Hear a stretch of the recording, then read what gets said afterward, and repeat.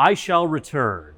That was the promise General Douglas MacArthur made to his men and to the public after he was ordered to leave the Philippines in March 1942. In October 1944, that promise became a reality when MacArthur made his dramatic return to the islands.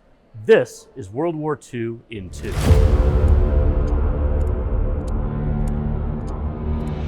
I'm Bradley W. Hart at the National World War II Museum in New Orleans.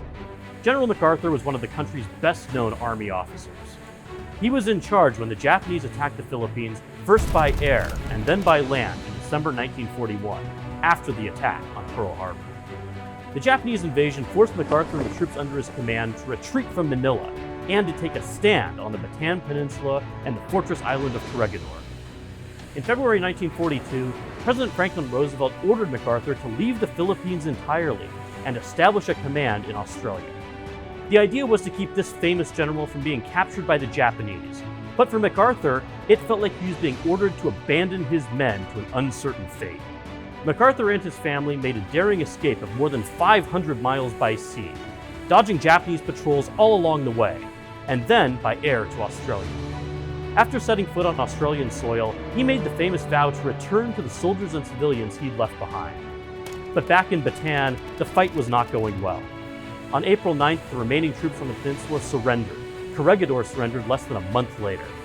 Thousands of survivors would be subjected to what became known as the Bataan Death March, and most would not live to see the end of the war. MacArthur never forgot his vow.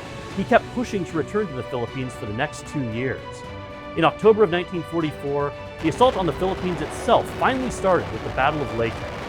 It was there that MacArthur famously waded ashore with his men in one of the most iconic photos of the war. And just hours after arriving on Leyte, MacArthur made a radio broadcast in which he proclaimed, "People of the Philippines, I have returned." By March 1945, MacArthur's troops had recaptured Corregidor, cut off the Japanese in Bataan, and recaptured the capital city of Manila. MacArthur had kept his promise and returned, but by some estimates, only a third of the American and Filipino soldiers he commanded in 1942 were still alive to see it.